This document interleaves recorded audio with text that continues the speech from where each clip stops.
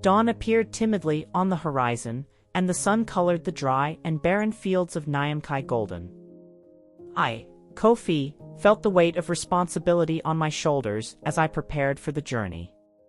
The village was silent, as if everyone was holding their breath, waiting for our expedition to bring back hope.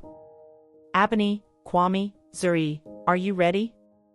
I asked, trying to sound confident. Abani, the brave huntress, nodded with determination. I'm ready, Kofi. We'll find a Kodo and bring back prosperity. Kwame, the storyteller, smiled, trying to ease the tension. My stories aren't over yet, Kofi. Let's write another chapter together. Zuri, the wise herbalist, looked at us with her serene eyes. The Anansi forest is treacherous, but with faith and unity, we will overcome all challenges. Before we left, the village elders held a farewell ceremony. Ancestral songs and dances surrounded us, and we received protective amulets made with sacred herbs and stones. The oldest elder, Nana Badu, approached me and placed an amulet around my neck.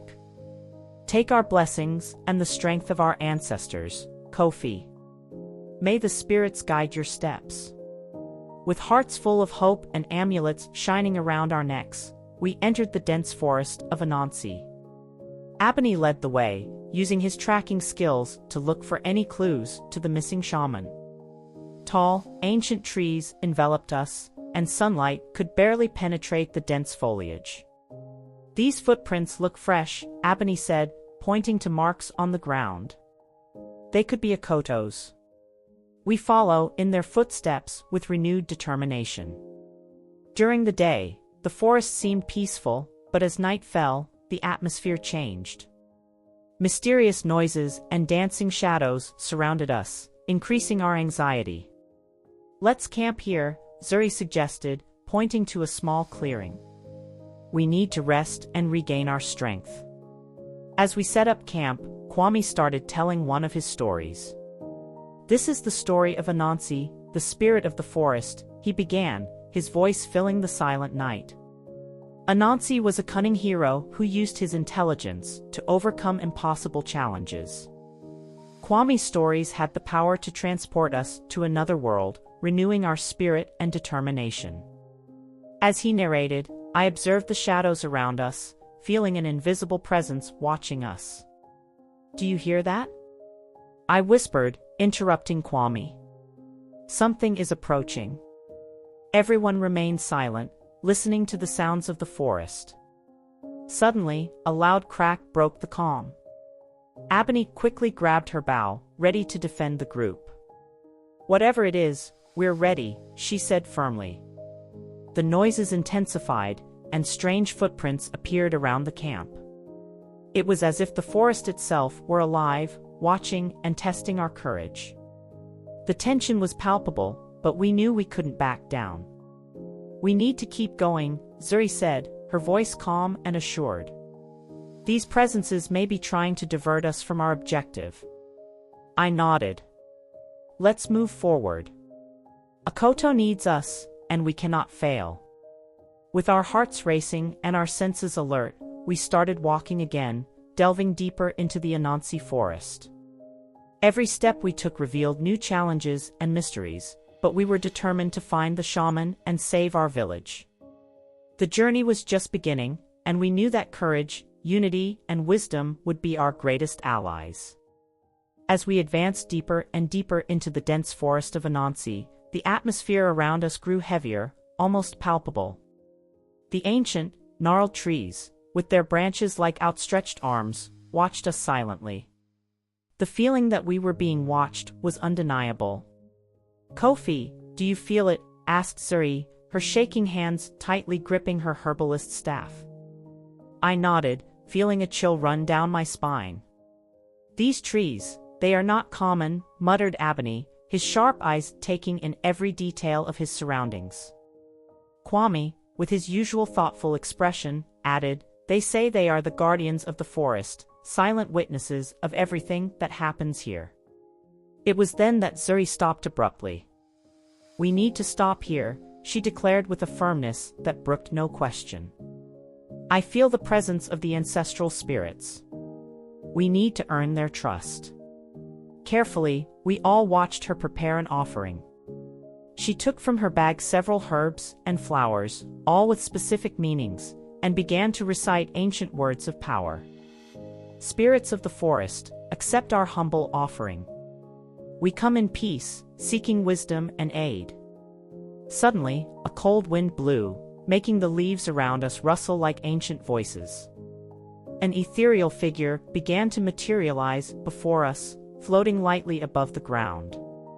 She had a majestic and serene presence. The features of her face were indistinct, but there was a wisdom that radiated from her.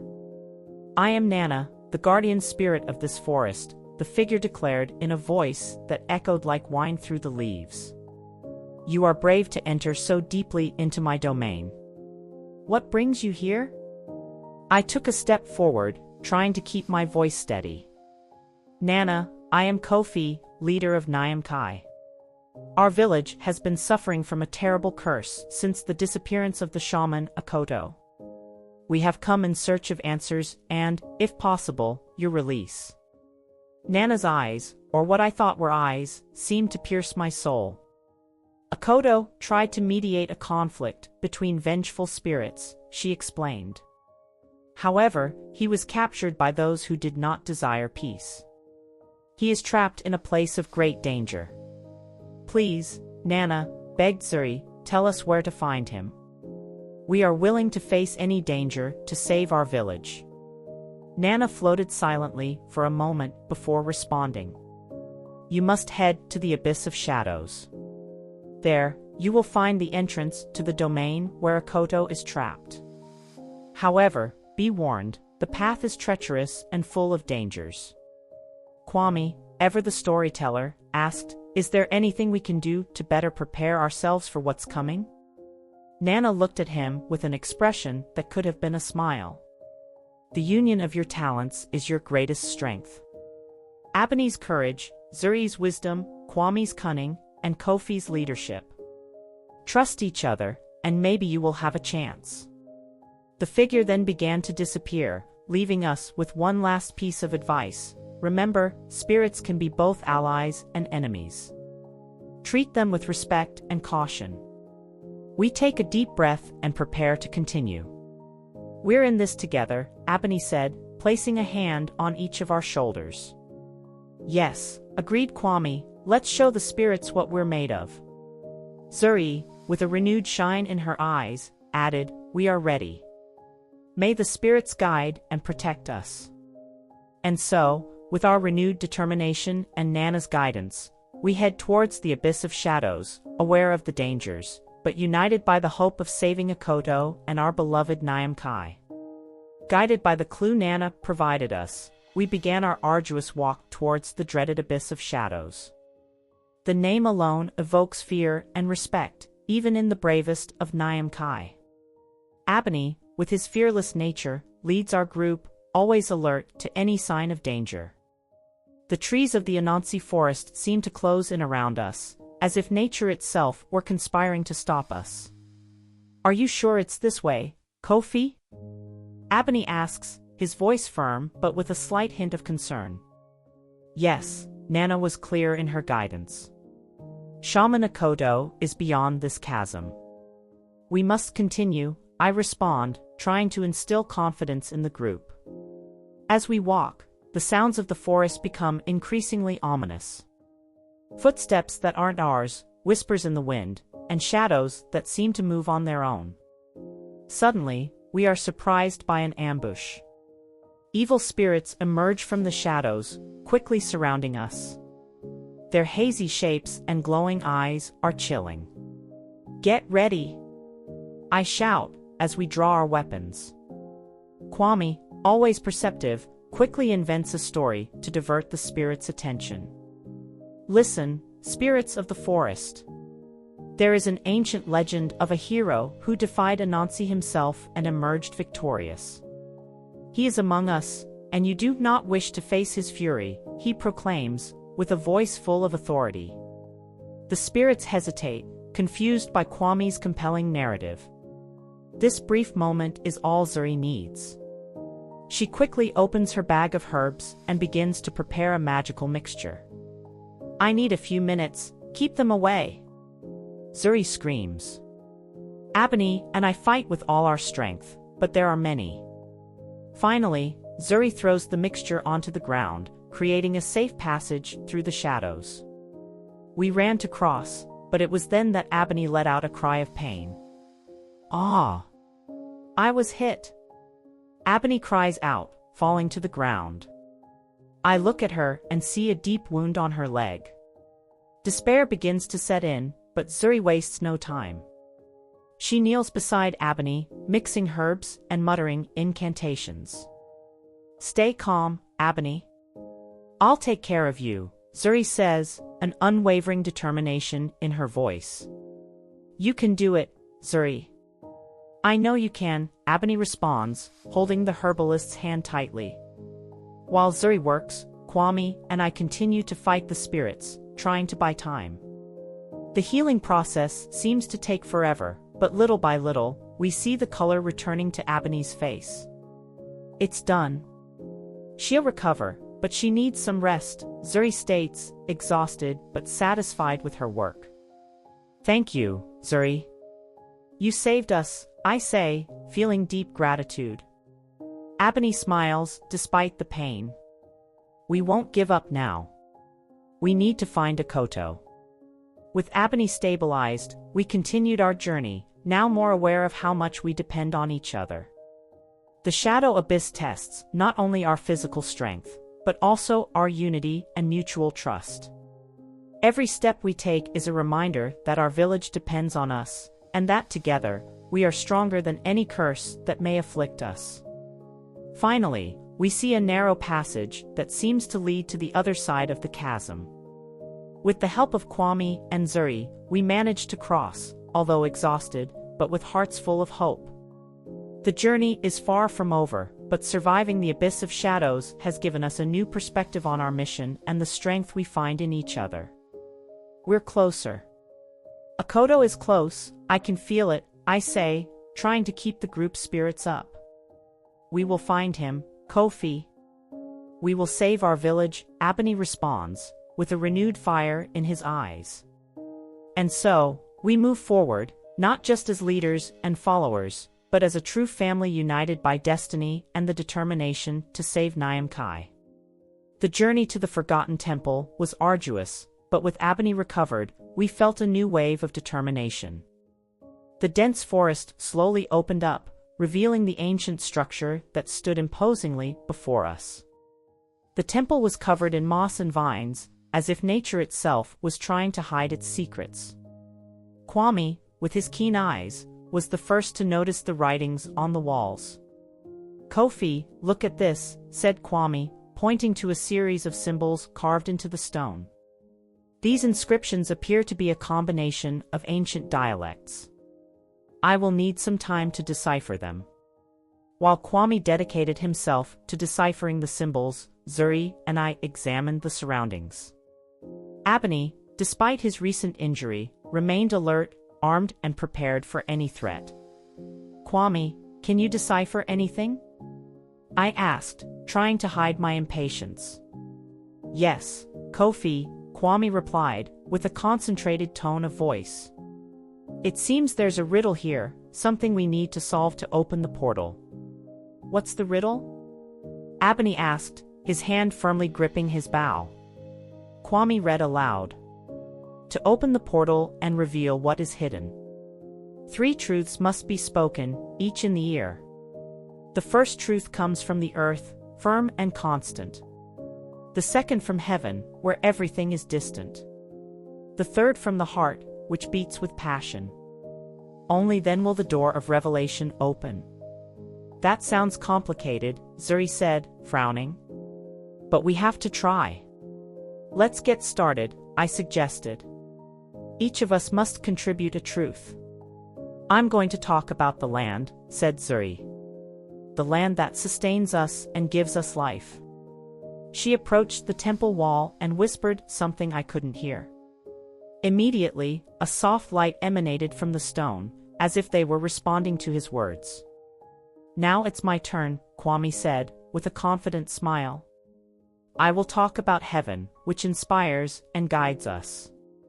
He also approached the temple and muttered his truths, causing another section of the wall to emit a bright light. "The third truth is missing," said Ebony, looking at me. "The truth of the heart." I took a deep breath, feeling the weight of responsibility. I closed my eyes and thought about everything we were fighting for: our village, our people, our survival. "The truth of the heart is that we are stronger together," I whispered to the temple wall.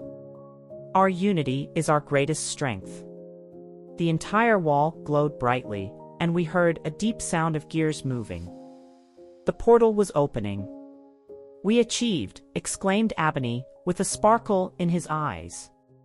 We entered the temple cautiously, knowing that the real challenge was yet to come. In the center of a dark and cold room, we find Akoto. He was trapped in a magic circle, surrounded by hostile spirits who seemed to be on guard.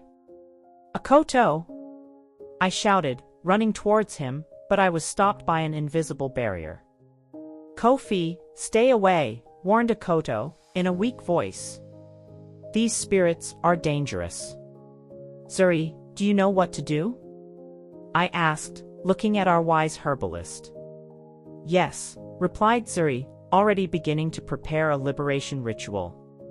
"But I'll need time."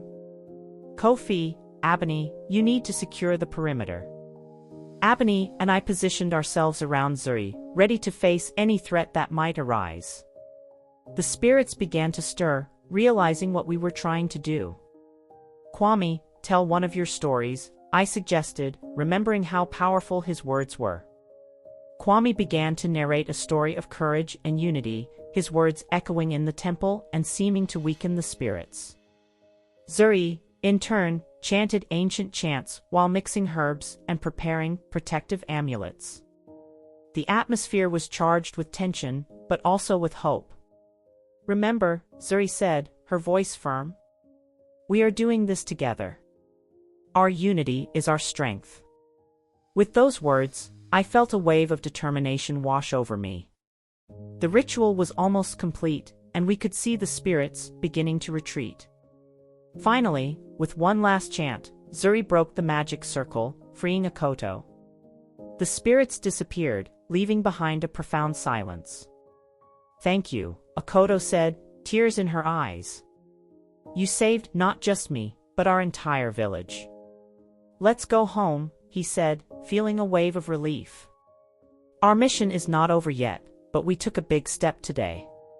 With Akoto by our side, we started our way back, knowing that there would still be challenges, but also confident that together, we could overcome them. During the liberation ritual, a shocking revelation hit us like a bolt of lightning. It was hard to believe my eyes, but there she was, Abina, a respected elder of our village, revealing her true nature as a vengeful spirit in disguise. Betrayal burned in my chest as I tried to understand the reason behind his actions. "Abina, why?" My voice shook with indignation and despair. "Why betray your own people?" She laughed, a cold, soulless laugh. "You are so naive, Kofi. You always believed that peace and unity were enough to protect the village. But true power requires sacrifices. Akoto was in my way, and with him gone, I could take control and shape Nyamkai into the future, my wish." Anger boiled inside me, but I knew I needed to remain calm. Kwame, next to me, began to tell one of his stories, one about an ancient hero who defeated an evil spirit with the strength of truth and justice. His words were more than just stories, they were magic, weakening Abina's power. "You may have deceived many of us, Abina," Kwame said, his words echoing with power, "but the truth always prevails. The spirit of our people cannot be broken so easily." While Kwame distracted Abina, Zuri began to summon the benevolent spirits of the forest with the help of Nana, the guardian spirit we had encountered earlier. Ebony, even though she was still recovering from her injuries, positioned herself next to me, bow in hand, ready to defend our cause. "We're in this together, Kofi," she said firmly. "We will not let Abina destroy what we have built." With a battle cry, we charged towards Abina. She fought with unearthly fury, but with every word from Kwame, every spell from Zuri, and every arrow from Abani, her power diminished. Nana, with her ethereal presence, summoned the ancestral spirits that surrounded Abina, limiting her movements and weakening her evil magic. "You can't defeat me!" Abina shouted, her voice full of despair. "I'm stronger than all of you combined." "No, Abina," I replied, my voice full of conviction. "True strength comes from unity, from love for our land and our people. You will never understand that, because you are consumed by power and revenge."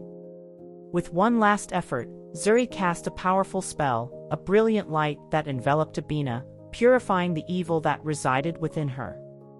With a final scream, she was consumed by the light, and when the light faded, all that was left was silence. Akoto, finally freed from the magic circle, fell to his knees, exhausted but grateful. "You guys did it," he said, his voice weak but full of hope. "You saved Nyam Kai." We helped Akoto to her feet and together we began the journey back to our village. When we arrived, we were greeted with indescribable joy. People hugged us, their faces lit up with renewed hope. The earth, which had previously seemed dead, began to show signs of life. Green shoots emerged from the ground, promising a new era of prosperity. "You brought hope back," one of the elders said, tears of joy streaming down her face. "Nyam Kai will bloom again, thanks to you." I looked at my fellow travelers, feeling deep gratitude for their courage and determination. "It was an effort from all of us," I replied, my voice choked with emotion. Together, we proved that unity and wisdom are our greatest weapons. From that day on, Nyam Kai village flourished like never before. The curse was broken, and the land became fertile again. But more important than that, we learned to value even more the wisdom, unity, and strength that comes from being together. And so, peace and prosperity were restored, not only in our land, but also in our hearts.